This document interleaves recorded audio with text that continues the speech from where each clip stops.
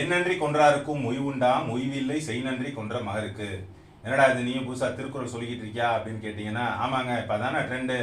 யார் எதை பேசினாலும் திருக்குறள் சொல்லி தான் பேசுகிறாங்க. வீடியோ போட்டாலும் அப்படி தான் போடுறாங்க, ட்வீட் போட்டாலும் அப்படி தான் போடுறாங்க. சரி நம்மளும் அந்த ட்ரெண்டோட ஒத்து போயிடுவோம் அப்படின்றதுக்காக நம்மளும் ஒரு குரலை சொல்லிட்டோம். யாருக்காக இந்த குரல் அப்படின்னு கேட்டிங்கன்னா, தோழமை கட்சிகளாக இருக்கும்ல, சின்ன சின்ன கட்சிகள், விசிகா, கம்யூனிஸ்ட்டு, அதே மாதிரி மதிமுக, இவங்களுக்கான குரல் தான்.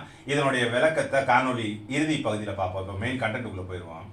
கடந்த 4 மாசமா விஜய் அவர்கள் அரசியல் நகர்வு அது எப்படி அவர் டீல் பண்ணுறார் அப்படின்றத இந்த காணொலியில் பார்ப்போம். ஆரம்பத்தில் நம்மளே அவர் வந்து ரொம்ப குறைச்சி மதிப்பிட்டுட்டோம். அது உண்மைதான். எப்போ அவரை குறைச்சி மதிப்பிட்டோம் அப்படின்னு கேட்டிங்கன்னா, பிரச்சாரங்களில் அவர் போகும்போது, அதே மாதிரி தேர்தல் முடிவுகள் 108 சீட்டு கிடைச்சும் ஆட்சி அமைக்க முடியாமல் அலக்கழிக்கப்பட்ட போதெல்லாம் வந்து ஒரு மாதிரி பாவமாக இருந்தது. என்னடா இது ஒரு ஒரு ஒருத்தர் புதுசாக வந்துடக்கூடாதா, எல்லாரும் சேர்ந்து இப்படி அடிக்கிறீங்களே அந்த மனுஷனை அப்படின்ற மாதிரியான ஒரு உணர்வு நமக்கு சாமானிய மக்களாக வந்துச்சு. அதுக்கப்புறமா சட்டசபையில் கொஞ்ச நாள் இவர் அமைதியாகவே உட்காந்துருந்தார் பாருங்க. அமைதியாகவே இருக்கும்போது ஒரு மாதிரி ஒரு தர்ம சங்கடமான சூழ்நிலையாக இருந்துச்சு. இவர் என்னென்ன பேசுகிறாங்க, என்னென்ன கேட்குறாங்க, அமைதியாகவே இருக்காரு அப்படின்ற மாதிரி நிலை இருந்துச்சு.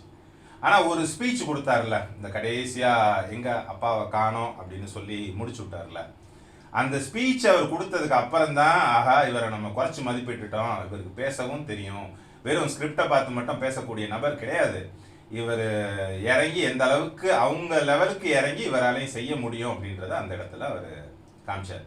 பொதுவெளியில் அதிகமாக அவர் பேசுறது இல்லை. அவருக்கு கிடைச்ச 2 மேடையுமே பக்காவாக யூஸ் பண்ணிக்கிட்டார். கிட்டத்தட்ட தேர்தல் பிரச்சாரத்தை விட அதிக வீரியமாக பேசினார். இவருடைய அரசியல் எதிரி யார் அப்படின்றதுல ரொம்ப தீர்க்கமாக அவருடைய நகர்த்தல் அதில் இருந்துச்சு. ஸோ இவர் பேசுவாரா, அரசியல்வாதிகளை சமாளிப்பாரா, சட்டசபையை எப்படி ஹேண்டில் பண்ண போறாரு அப்படின்ற ஒரு தயக்கம் இருந்ததில்ல, அதை உடச்சிட்டார். இப்போ நேற்றும் இன்னைக்கும் நடந்த அந்த சட்டமன்ற பட்ஜெட் கூட்டத்தொடரில் பெரிய சச்சரவுகளை ஏற்படுத்தணும், இதை எப்படியாவது முடக்கணும், நம்மளை இதுக்கு முன்னாடி அவமானப்படுத்தணும், நம்ம இந்த பதிலடியை கொடுத்துடணும், திமுகனா யாருன்னு காட்டணும் அப்படின்னு பல பிளான்களோட அந்த கட்சி இருந்ததா ஒரு செய்தி மெயின் ஸ்ட்ரீம் மீடியாலே இந்த நியூஸ்லாம் வந்துச்சு, நீங்களும் பார்த்துருப்பீங்க. அப்படி இருந்த ஒரு சூழல்ல இதை அவர் எப்படி ஹேண்டில் பண்ணியிருக்காரு அப்படின்னு பாருங்களேன். உண்மையிலே இவர் ஹேண்டில் பண்ண விதத்தை பார்க்கும்போது பல வருஷமா அரசியல்ல இருந்து பலருக்கும் தெரியாத யுக்திகள் எல்லாம் இவருக்கு தெரிஞ்சிருக்கு. இவர் தன்னுடைய பவரை எப்ப எப்ப எப்படி யூஸ் பண்ணணும் அப்படின்ற ஒரு நிலைப்பாட்டில் தான் இருக்காரு. இவர் ஏதோ நடிகர் அப்படின்னு மட்டும் இவரை நம்ம அண்டர் எஸ்டிமேட் பண்ண முடியாது. ஒரு நல்ல அரசியல் சாணக்கியரும் கூட அப்படின்றத மிக தெளிவாக ப்ரூவ் பண்ணியிருக்காரு. எப்படி ப்ரூவ் பண்ணியிருக்காரு அப்படின்னு பார்த்தீங்கன்னா, டிஎம்கே கவர்மெண்ட்டை ஃபர்ஸ்ட் இவர் கையை வச்சது யாரை அப்படின்னு பாருங்க. இவர் டிஎம்கே கவர்மெண்ட்ல ஃபர்ஸ்ட் கையை வச்சது அனிதா ராதாகிருஷ்ணன் அவர்கள். அவர் காலையில் கைது செய்யப்படுறார், சாயந்தரம் வெளியே வந்துட்டார். இது முதல் விஷயமா. ரெண்டாவது, இதனால ஏதாவது பெரிய பாதிப்பு அவங்களுக்கு ஏற்படுத்துச்சா அப்படின்னு பார்த்தா பெருசா பாதிப்பு இல்லை, ஒரே நாளில் வந்துட்டாங்க, நாங்களாம் யாருன்னு தெரியும்ல அப்படின்ற மமதையில இருந்தாங்க. அடுத்து இன்னும் ஒரு படி மேலே போய் மார்க்கண்டேயன் வெளா எலும்பெல்லாம் உடப்பேன், பாடுறாங்களெல்லாம் சும்மா நினைச்சியாடான்னு வாயை கொடுத்தாரு. வாயை கொடுத்துட்டு கிட்டத்தட்ட ஒரு வாரத்துக்கு மேலே வேற வழியே இல்லாமல் சிறையில் இருந்து கத்தி கூப்பாடு போட்டு கடைசியில் நான் இனிமேல் இவ்வாறெல்லாம் பொதுவெளியில் பேச மாட்டேன் ஐயா அப்படின்னு மன்னிப்பு கடிதம் எழுதி கொடுத்து முன்ஜாமீன் வாங்கி இப்போ தான் கண்டிஷன் பேரில் இருக்கார். போய் டெய்லி கையெழுத்து போடணும். மொதல் அரெஸ்ட்டுக்கும் 2வது அரெஸ்ட்டுக்கும் வித்தியாசம் தெரியுது. சரி, இதுக்கு அப்புறம் இந்த பொதுவெளியில் பேசுகிறதெல்லாம் குறைஞ்சிருச்சு. இருந்தாலும் பேக் எண்டில் நம்ம பண்ண வேண்டியதை பண்ணிக்கிட்டே இருக்கணும் அப்படின்ற ஒரு நிலையில் அவங்க இருந்துக்கிட்டு இருக்கும்போது தூக்குனாரா உதயநிதி ஸ்டாலினை. உதயநிதி ஸ்டாலினை ரிமாண்ட் பண்ணால் ஒரு நாளில் வெளில வந்துடுவார், அனிதா ராதாகிருஷ்ணன் மாதிரி. இவரை ரிமாண்டே பண்ணலை. முன்ஜாமீன் கேட்டால் அவங்க கோர்ட்டுக்கு போயிட்டாங்க, ஹைகோர்ட் போயிட்டாங்க. முன்ஜாமீன் கேட்டு கோர்ட்டுக்கு போன இடத்துல இவங்க கவர்மெண்ட் நாங்கள் ஜஸ்ட் என்கொயரிக்காக தான் சார் கூப்பிட்றோம், நாங்கள் ரிமாண்ட் பண்ணுற ஐடியாவே இல்லை அப்படின்ட்டாங்க. ரிமாண்டே தேவையில்லைன்னு கவர்மெண்ட் சொல்லும்போது முன்ஜாமீனுக்கு வேலையே இல்லைன்னு முன்ஜாமீனே கொடுக்கல, இன்னைக்குள்ள நீங்கள் ரிலீஸ் பண்ணிடுங்க அப்படின்னு. ஓகே, அவர் இங்கேருந்து கூட்டிகிட்டு போனாங்க பாருங்க. அதாவது தஞ்சாவூர் வரைக்கும் 8 மணி நேரம் டிராவல். அதாவது காஸ்ட்லியான சொகுசு காரில் மட்டுமே டிராவல் பண்ண ஒருத்தரை ஒரு வேனில் ஏற்றிட்டு போய் இத்தனை மணி நேரம் டிராவல் பண்ண வச்சதே மிகப்பெரிய பனிஷ்மெண்ட். அடுத்ததா அவர் நாங்கள் எதுக்கும் துணிஞ்சவங்க அப்படின்னு பேசக்கூடிய நபர்கள் இருக்காங்கல்ல, உண்மையிலே அந்த துணிச்சல் தைரியம் இருந்துச்சுன்னா என்ன பண்ணுவாங்க? வீட்டுக்கு இந்த மாதிரி என்கொயரிக்காக போலீஸ் வந்திருக்கு அப்படின்னா, வாங்க நான் எதையும் சட்டப்படி சமாளிப்பேன், வாங்க போமன்ல வரணும். அதை விட்டுட்டு பாத்ரூமில் 2 மணி நேரம் ஒளிஞ்சுக்கிட்டார் அப்படின்னாலே அவங்க தைரியம் எந்த அளவில் இருக்கு அப்படின்னு தெரியுதுல்ல. இப்போ உதயநிதி ஸ்டாலினுக்கே இந்த நிலைமை அப்படின்னா நம்மெல்லாம் வாயை திறந்தா என்னடா ஆகும் அப்படின்ற ஒரு பயத்தை அவங்கள அறியாம அந்த திராவிட மாடல் கூட்டத்துக்கு வர வச்சுட்டாரா? சரி, இது ஒரு பக்கம். இப்போ இந்த பேக் எண்ட்ல அந்த பவர் சென்டரா இருந்து செயல்படக்கூடிய மக்களை பாருங்க. பவர் சென்டரா இருந்து செயல்படக்கூடிய மக்கள் யார் இவருக்கு? இந்த சிற்றரசர்கள். இது பெரிய அரசர் குடும்பம். அந்த சிற்றரசர் குடும்பத்தில் பார்த்தீங்கன்னா செந்தில் பாலாஜி இங்கே பெயில் கேன்சல் ஆகி சுப்ரீம் கோர்ட்டுக்கு போய் ஏதோ தயதட்சணையில் இன்னைக்கு வெளியில் நடமாடிக்கிட்டு இருக்கார். அதுவும் காலையிலையும் சாயந்தரமும் காவல் நிலையத்தில் கையெழுத்து போட்டுக்கிட்டு இருக்காரு. கரூர் மாவட்டத்துக்கே அவரால் போக முடியலை. அப்போ ஏற்பட்ட பரிதாப நிலைக்கு அவர் இருக்கார். இன்னும் எத்தனை வழக்குகள் பின்னாடி பைப்லைனில் வரப்போது, எப்போ நம்மளை தூக்க போகிறாங்கன்னு தெரியலன்ற கண்டிஷனில் அவர். கே நேருவுக்கு அந்த இடி கேட்டுக்கிட்டு இருந்த ரெக்குயர்மெண்ட்டை ஃபுல்ஃபில் பண்ணியாச்சு. நீங்கள் வாங்க பாஸ், எப்போ வேணாலும் என்ன வேணாலும் பண்ணுங்கள், நீங்கள் என்கொயரி பண்ணாலும் சரி, உள்ளே தூக்கி பிடிச்சி போட்டாலும் சரி, நாங்கள் கண்டுக்க மாட்டோம்னு அங்கே கட்டவிழ்த்து விட்டாச்சு. அடுத்து பெரும் முதலை பணப்புள்ளி ஸ்வீட் பாக்ஸ் டிஸ்ட்ரிபியூட்டராக இருக்கக்கூடிய ஏவா வேலு ஓட விட்டாரா? இங்கேருந்து சிங்கப்பூருக்கு ஓடினாங்க. இப்போ பெரும் தலைகள் எல்லாமே இப்படி முடக்கப்படும் போது தேவையில்லாம வார்த்தையை விட்டு இந்த கவர்மெண்ட்டை பகைச்சிக்க வேண்டாம் அப்படின்ற உணர்வை வர வச்சிட்டார். அதாவது டிஎம்கேவை டீல் பண்றது அவ்வளவு சாமானிய விஷயம் கிடையாது. அப்பேற்பட்ட கட்சிக்கு பயம்னா என்ன, என் அதிகாரம்னா என்னன்னு நீயும் தெரிஞ்சுக்க, எனக்கு அது தெரியும், அந்த லெவலுக்கு என்னை இறங்க விடாத அப்படின்றத புரிய வச்சார்ல. இப்படிப்பட்ட மூவா அவர் எடுப்பாருன்னு உண்மையிலே நம்ம எதிர்பார்க்கல. ஏன் எதிர்பார்க்கலன்னா, இப்போ பட்ஜெட் வருது, இதுக்கிடையில தொகுதிகள் பிரச்சனை என்ன, ஏகப்பட்ட வாக்குறுதிகள் கொடுத்துருக்கோம், இவ்வளவையும் அவர் எப்படி சமாளிக்கிறது, மக்கள்கிட்ட எப்படி நல்ல பேர் எடுக்கிறது, இதுலேயே அவர் பிஸியாக இருப்பார். அவருடைய ரொட்டீன் டியூட்டி என்ன, அதை எப்படி பார்க்குறது, இதுக்குள்ளேயே அவர் எங்கேஜ் ஆயிடுவார்.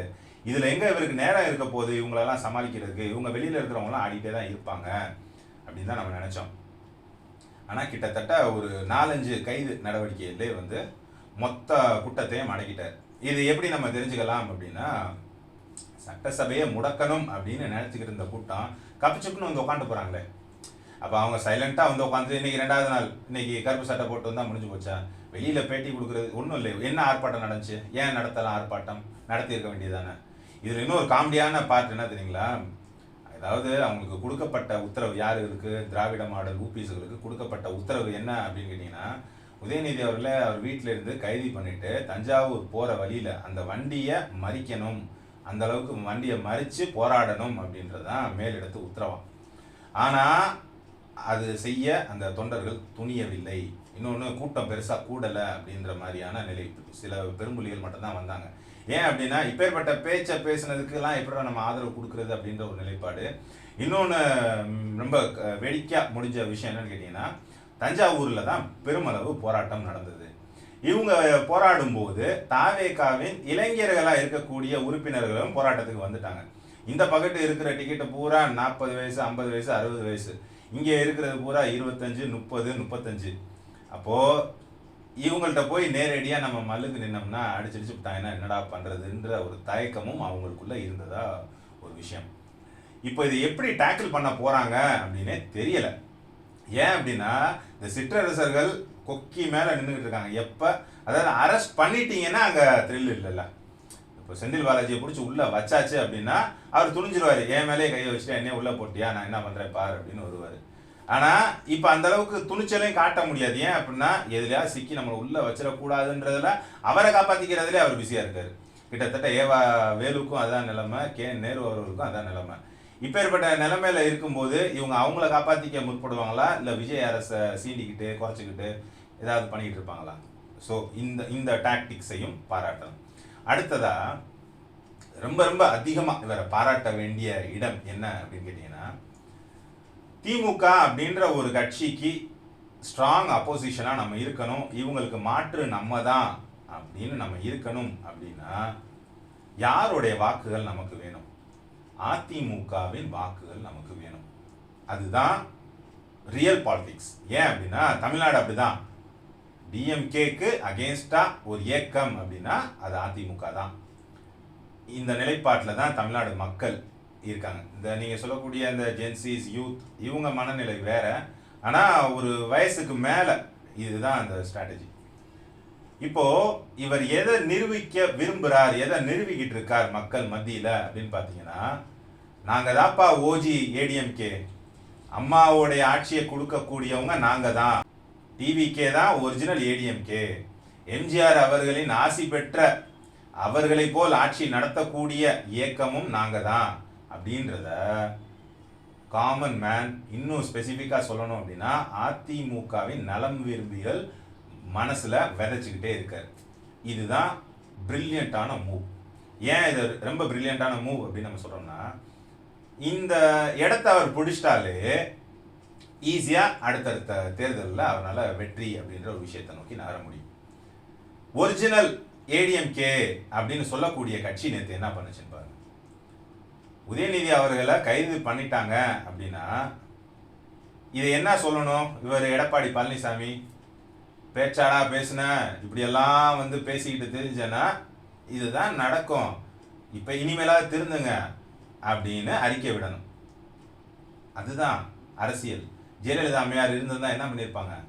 ஜெயலலிதா அம்மையார் இருந்திருந்தாங்கன்னா இப்படி ஒரு சம்பவம் நடக்குது, டிஎம்கே ஒரு முக்கியமான ஒரு நபர் கைது செய்யப்படுகிறார் அப்படின்னா அது தப்பு அப்படின்னு எந்த இடத்துலயா சொல்லுவாங்களா? சொல்ல மாட்டாங்க. திமுகனாலே தீய சக்தி, இது அவங்களோட டயலாக்ங்க. அவங்க பொதுமக்கள்கிட்ட சொல்லிக்கிட்டு இருந்ததுங்க. அதே டயலாக இன்னைக்கு விஜய் அவர்கள் சொல்லும்போது அது மக்கள்கிட்ட எடுபடுது. அப்போ இவர் எப்படி நடந்துக்கிறார்? எடப்பாடி பழனிசாமி சாஃப்ட் கார்னர் காட்டுறாரு. அவர் பேசுனது தப்பா இருந்தாலும் நீங்க வந்து கைது எல்லாம் பண்ணிருக்க கூடாது, இப்படி வரக்கூடாதுல்ல. பொது வெளியில் அநாகரிகமாக பேசினால் இது போன்ற நடவடிக்கைக்குள் நீங்கள் ஆளாக நேரிடும் அப்படின்னு தானே சொல்லணும். சொல்லலை, ஏன் சாஃப்ட் கார்னர் காட்டுறாரு? அப்போ இவர் அந்த நம்ம ஒரிஜினல் ஏடிஎம்கே அப்படின்ற அந்தஸ்து அந்த இடத்துல இறக்குறாரா? ஆனால் நிர்மல்குமார் பேட்டியில் என்ன சொல்றாரு? ஜெயலலிதா அம்மையார் இருந்திருந்தா என்ன பண்ணியிருப்பாங்களோ அதை தாங்க நாங்கள் பண்ணோம் அப்படின்றாங்க. அப்போ அதிமுக தொண்டர்கள், ஜெயலலிதா அம்மையாரின் நலம் விரும்பிகள், எம்ஜிஆர் அவர்களின் விசுவாசிகள் எதை விரும்புவாங்க? நிர்மல்குமார் சொன்னதை தான் விரும்புவாங்க. டிவிகே கவர்மெண்ட் பண்ணக்கூடிய நடவடிக்கையில தான் விரும்புவாங்க. கலைஞர் அவர்களை கைது பண்ணாங்க. கைது பண்ணி பெண் அறையா இருந்த அந்த சிறையினுடைய அறையை ஆண் அறையா மாற்றி இவரை உள்ள வைத்ததா நம்ம கேள்விப்பட்டோம். அதாவது என்னை எந்த சிறையில் நீங்கள் அடைச்சிங்களோ அதே சிறையில் உங்களை நான் உட்கார வைக்கிறேன் அப்படின்னு அவங்க எடுக்கக்கூடிய ஸ்டெப்பு.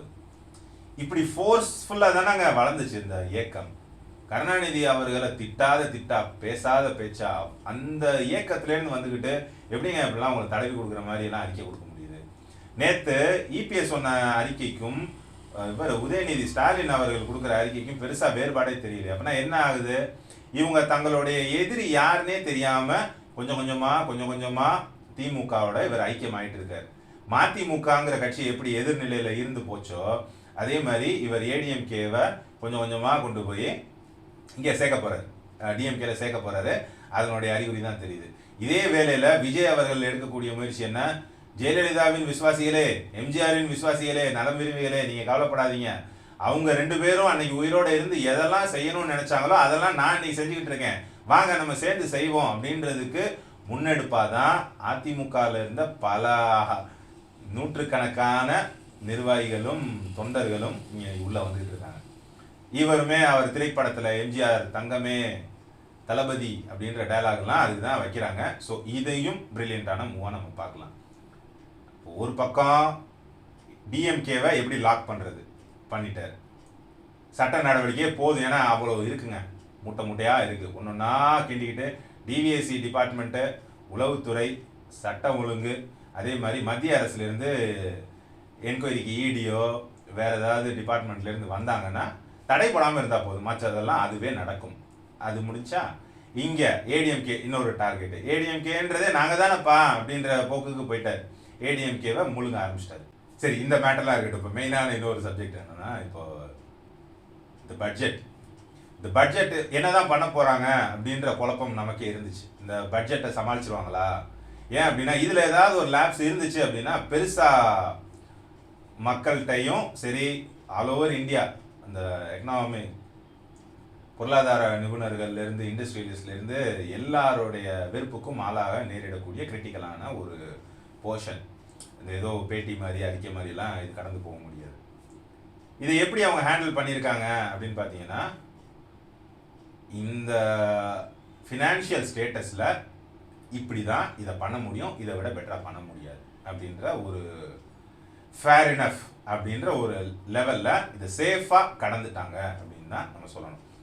பெருசாக விமர்சனங்கள் இதில் வைக்க முடியலையே, ஒன்றுமே இல்லை. இது ரொம்ப காமன் டேர்ம்ஸில் நம்ம புரிஞ்சுக்கோமே. ஒரு வருஷத்துக்கு நமக்கு நிதி பற்றாக்குறை அப்படின்றது அவங்க 55,000 கோடி சொன்னாலுமே ஒரு 80,000 கோடியிலிருந்து 1,00,000 கோடி நிதி பற்றாக்குறை இருக்குது நம்மளுடைய அத்தியாவசிய தேவைகளுக்கு. வரவு கம்மியாக இருக்குது, செலவு அதிகமாக இருக்குது. அப்போது கடன்கிறது உள்ளே வருது. இந்த வரவை பெருக்கணும். அப்போ அவங்களுடைய ரோல்ஸே இப்போ தான் அவங்க தெரிஞ்சுக்கிட்டு இருக்காங்க. இதில் எதில் கையை வைக்கிறது, எதில் கையை வைக்கக்கூடாதுன்னு தெரியாது. இதில் ஒருவேளை எங்களுடைய திட்டங்களுக்கு பூரா இவங்க ஸ்டிக்கர் ஒட்டிக்கிட்டு இருக்காங்க அப்படின்னு சொன்ன விமர்சனம் தான் அதிகமாக வந்துச்சு. இந்த நலத்திட்ட உதவிகள் அவங்க செஞ்சுக்கிட்டு இருந்ததெல்லாம் இவர் நிப்பாட்டி இருந்தார் அப்படின்னா, அன்னைக்கு நிப்பாட்டினதுக்கு பின்னால் மக்கள் எவ்வளோ கொந்தளிச்சிருப்பாங்க. மக்களே கொந்தளிக்கலைனாலும் கொந்தளிக்க இவங்க விட்டுருப்பாங்கல்ல. இவங்களுக்கு தான் அங்கங்கே ஆளுகளை கூப்பிட்டு வந்து பேட்டி எடுக்க வைக்கிறது புதுசு இல்லைல்ல. எங்கள் கலைஞர் ஐயா இருந்தப்போ எங்களுக்கு இது கிடச்சிச்சு, ஸ்டாலின் ஐயா கொடுத்தாரு, இந்த ஆள் வந்து எல்லாத்தையும் எடுத்துட்டாரு அப்படின்னு ஒப்பாரி வைக்க விட்டுருப்பாங்க. அப்போ அதுலேயும் கையை வைக்க முடியாது. இப்போ நிதி இதில் பள்ளிக்கல்வித்துறையில் ஏதோ ஒரு கொஞ்சம் அமௌண்ட் குறைஞ்சதுக்கே இது பண்ணுறாங்கல்ல. அப்போது கடன் இல்லாமல் இங்கே பட்ஜெட் போடணும் அப்படின்னா வெளியில் போகிற செலவுகளை சுருக்கணும். செலவுகளை சுருக்குனா கேள்வி கேட்குறீங்க. மக்கள் திட்டங்களில் கையை வச்சாலும் கேள்வி கேட்குறீங்க. அப்போ என்ன தான் நான் பண்ண முடியும் அப்படிங்கும்போது ஒன்றுமே பண்ண முடியாது. ஃபஸ்ட்டு பட்ஜெட் பெரும்பாலும் அப்படி தாங்க இருக்கும். இதுக்கு முன்னாடி என்ன இருந்துச்சோ அது அப்படியே கண்டினியூ ஆகும். இதில் வந்து பேர் சொல்கிற மாதிரி ஏதாவது இருக்கான்னா பேர் அது சொல்கிற மாதிரி இருக்குது. எதுக்கு எல்லாத்துக்கும் கலைஞர் பேர், கலைஞர் எங்கே போனாலும் கலைஞர். இந்த கலைஞருங்கிறத பூரா தூக்குங்க. இன்னும் ஏற்பட்ட KK நகர் இருக்குது, கலைஞர் நகர் இருக்குது, கருணாநிதி நகர் இருக்குது, எல்லாத்துலேயும் கையை வைங்கன்ற நான் வைங்க. வச்சுட்டு அஞ்சலி அம்மாள் பேரில் இன்றைக்கி ஒரு அறிக்கையை பார்த்தோம், அது மாதிரி வைங்க. காமராஜர் ஐயா பேரை வைங்க, அப்துல் கலாம் ஐயா பேரை வைங்க, சுபாஷ் சந்திர போஸ் அவர்கள் பேரை வைங்க. நாட்டுக்காக உண்மையிலே உயிர் நீத்தவங்க எத்தனையோ பேர் இருக்காங்க, மாநிலத்துக்காக உயிர் நீத்தவங்க இருக்காங்க, வஉசி பேரை வைங்க. இது மாதிரி எவ்வளவோ பேர்கள் இருக்காங்கல்ல, கொடிகாத்த குமரன், இது எல்லாத்தையும் நீங்கள் வைங்க. இந்த கலைஞர் கருணாநிதி அப்படின்றதே இந்த அகராதியிலேருந்தே அழிச்சு விடுங்கன்ற இது நம்மளுடைய கோரிக்கை. முடிஞ்சால் அது செய்யுங்க. ஏன் அப்படின்னா, யார் விட்டு பணத்தில் யாருக்கு பேர் வைக்கிறது, பேர் வச்சு ஏடா சோறு வச்சு ஏடா அப்படின்னு கேட்பாங்களா. அது மாதிரி எல்லாத்துக்கும் பேரை வச்சு விட்டுறது, ஏதாவது அவங்க சொந்த சொத்தை விற்று பண்ணுற மாதிரி. தமிழ்நாடு இன்னைக்கு 11 லட்சம் கோடி கடனுக்கு உண்மையிலே ஜவாப்தாரி யார், பொறுப்பாளர்கள் யார்? அவங்க தான். அவங்க சொத்து, அவங்க டீமுடைய சொத்தை கால்குலேட் பண்ணுங்கள், இந்த அமௌண்ட்டை பாருங்கள், டேலி ஆயிரும். அதெல்லாம் ஜப்தி பண்ண முடிஞ்சிச்சுன்னா தமிழ்நாடு கடன் அடைச்சிடலாங்க. அதுக்கு ஏதாவது வழி இருந்துச்சுன்னா பாருங்கள். சரி, இப்போ அடுத்து இப்போ இந்த பட்ஜெட்டை ஈஸியாக சமாளிச்சாச்சு. இனிமேல் என்ன பண்ணணும், எப்படி பண்ணணும்?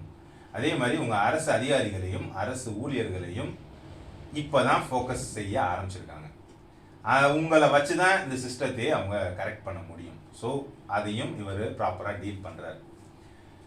ஆரம்ப காலகட்டத்தில் இவங்களெல்லாம் எப்படி இவர் சமாளிக்க போகிறார் அப்படின்னு நம்ம நினச்சோம். ஆனால் இன்னைக்கு நடைமுறை எப்படி இருக்குன்னு பார்த்தீங்கன்னா, இவரை எதிர்த்து திமுக காரங்களோ அதிமுக காரங்களோ எதிர்த்து அரசியல் பண்ணக்கூடியவங்க எப்படி தப்பிப்பாங்க அப்படின்ற மாதிரியான ஒரு சூழ்நிலைக்கு இவர் கொண்டு வந்துட்டார்.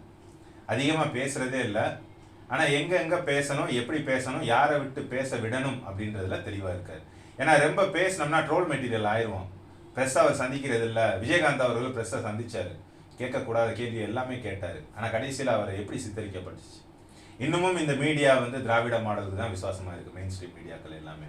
ஸோ இந்த மாதிரி இடத்துல அதிகமாக பேசாமல் இருக்கிறதே நல்லது. இப்போ நம்ம சொல்லக்கூடிய விஷயங்கள் எல்லாமே பார்த்தீங்கன்னா பொதுமக்கள் தரப்புலேருந்து பார்க்கும்போது ஓகே பரவாயில்ல சமாளிச்சிருவார், அவங்கள கதற விடுறாங்க அப்படின்ற ஒரு நிலைக்கு வர்றாரு. அதே மாதிரி பயத்திலே பதட்டத்திலே வச்சுருக்காருல எல்லாரையும், அதுவும் பாராட்டத்தக்க கூடிய ஒரு விஷயம். ஸோ இந்த 4 மாதத்தில் அவர் தெளிவாக தான் இருந்திருக்கார். நம்ம அவரை அண்டர் எஸ்டிமேட் பண்ணிட்டோம் அப்படின்றதான் உண்மை. சரி, இப்போ இந்த திருக்குறள் மேட்டருக்கு வருவோம். திருக்குறள் யாருக்கான திருக்குறள் அப்படின்னா, இது நம்ம வைகோ ஐயா அவர்களுக்கான திருக்குறள். 2 எம்எல்ஏ வந்து ராஜினாமா பண்ணுறேன்னு சொல்லிட்டாங்க. எதுலேருந்து எம்எல்ஏ பதவியவா அப்படின்னு கேட்டிங்கன்னா, எம்எல்ஏ பதவியை ராஜினாமா பண்ணலப்பா, அவங்க வந்து மதிமுக கட்சியிலேருந்து தன்னை விடுவிச்சுக்கிறாங்க, அதுலேருந்து விலகுறாங்க. ஏன் விலகுறாங்க அப்படின்னு கேட்டால், தாவேக அரசுக்கு ஆதரவு தெரிவிக்கும் மனநிலையில் இவர் இருக்காரு, அது எங்களுக்கு பிடிக்கல. நாங்கள் வந்து உதயசூரியன் சின்னத்தில் நின்று தான் போட்டி போட்டோம், அதில் தான் ஜெயித்தோம், அதனால எங்கள் விசுவாசம் வந்து திமுகவுக்கு தான் அப்படின்னு அவர் சொல்லிட்டு இருக்காரு. சரி, இப்போ இதில் நன்றி குன்றார் யார் அப்படின்னு கேட்டிங்கன்னா, இந்த எம்எல்ஏக்கள் கிடையாது, திமுக காரங்க. ஏன் அப்படின்னா, திமுகவை எதிர்த்து தொடங்கப்பட்ட பல கட்சிகளில் முக்கிய கட்சி மதிமுக. திமுக தான் தன்னுடைய அரசியல் எதிரி, அவங்களை அழிக்கிறதுக்காகவே உருவாக்கப்பட்ட கட்சி தான் மதிமுக. காலப்போக்கில் வேற வழி இல்லாமல் அரசியல் சூழ்நிலையில் எதிரியாக இருந்தாலும் பரவாயில்ல நான் ஆதரவு கொடுக்குறேன்னு சொல்லி ஆதரவு கொடுத்தார். அதாவது எதிரி அப்படின்ற நிலையிலிருந்து உங்களுக்கு ஆதரவு கொடுத்தார், கை கொடுத்தார். அப்பேற்பட்ட நன்றியை மறந்துட்டு இப்படி நன்றி கட்டத்தனமாக அவர் முதல்ல குத்துறீங்களையா, நல்லா இருப்பீங்களா? இன்னமும் உங்கள் சரிவு பின்னோக்கியே போயிட்டு இருக்கும். இதே குரல் யாருக்கு இன்னும் பொருந்தும்னு கேட்டிங்கன்னா, நம்ம இவருக்கு விசிக தலைவர் திருமாவளவன் அவர்களுக்கு. அதாவது ஆட்சியில் அதிகாரத்திலையும் பங்கு, நம்மளுடைய தனித்துவம் தெரியணும், இப்படியெல்லாம் எவ்வளவோ போராடிக்கிட்டு இருந்த ஒரு மனுஷனுக்கு நீங்கள் அமைச்சரவையில் சீட்டு கிடைச்சிருக்கு. 2 எம்எல்ஏ தான், 2 எம்எல்ஏல ஒருத்தர் அமைச்சர் ஆகிட்டார். கிட்டத்தட்ட உங்கள் இத்தனை ஆண்டு போராட்டம் ஒரு முடிவுக்கு வந்திருக்கு. அமைச்சரவையில் ஒரு அதிகாரம் அப்படிங்கிறதே உங்களுக்கு ஒரு கௌரவமான, நீங்கள் எதிர்பார்த்த அந்த கோரிக்கை. அப்படின்னா ஒரு ஸ்டாண்டை ஸ்ட்ராங்காக எடுத்துட வேண்டியது தானே, சரி இவங்க பக்கம் நிற்போம் அப்படின்ட்டு. இவ்வளோ தூரம் உங்களுக்கு பண்ண இந்த கட்சியை எதிர்த்து இன்னும் திமுகவுக்கு வசப்பாடிக்கிட்டு இருக்கிறது, அதுவும் சரியா? இதுவும் நன்றி கெட்டத்தனம் தானே. இந்த குரல் இவங்க 2 கதைக்கும் பொருந்தும் அப்படின்றதோட இந்த காணொலியை நிறைவு செய்வோம். காணொலி பிடிச்சிருந்துச்சுன்னா ஷேர் பண்ணுங்கள், லைக் பண்ணுங்கள், கண்டிப்பாக உங்களுடைய கருத்துக்களை கமெண்ட்டில் பதிவு பண்ணுங்கள். மீண்டும் ஒரு நல்ல காணொலியில் உங்கள் அனைவரும் சந்திக்கிறேன். நன்றி, வணக்கம்.